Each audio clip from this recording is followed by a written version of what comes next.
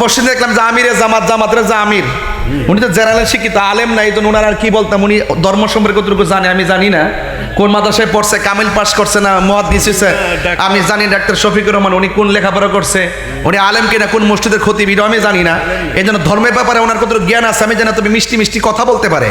গতকাল দেখলাম ওই যে আরেকটা চাপাবাজ আছে তারেক মনোয়ার, এবং সকল জামাতের আলেমদেরকে নিয়ে মিটিং ডেকা জামাতের আমির বলতেছে, এদের উস্তাদ বলতেছে, এদের যাদের পিছনে রাজনীতি করে সেই নেতা বলতেছে আপনারা বক্তব্যের ক্ষেত্রে ভাষাগত সংযত রাখবেন, আবল তাবল বলবেন না। একদিন আগে আমিরে জামাত বুঝাইলো কি, আর একদিন পরে এই আন্তর্জাতিক চাপাবাজ আমির হামজা ডেলিভারিটা দিল কি, তার মানে বোঝা গেল হ্যাঁ বিয়াদবিতে বড় সেরা রে, কথা কোন ঠিক না বেঠা?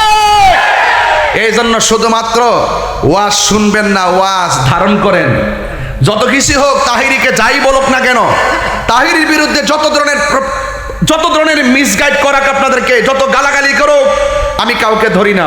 আমাকে অনেক মানুষ অনেক কথা বলে, কিন্তু আজকে যখন দেখলাম তখন হৃদয়ে রক্তক্ষরণ হয়েছে। ওরা রসুলের পক্ষে শানটা একদম সহ্য করতে পারে না, শুধুমাত্র পারে না, শুধুমাত্র আমাদের মতো বন্ধুদের কাতারাই না ফালাইতে, এতটুকু পারে না। যদি বাস্তবে পাইতো আমার মনে হয় না জানে আরো কত রং রস করতো, কথা বলে ঠিক না বেটে?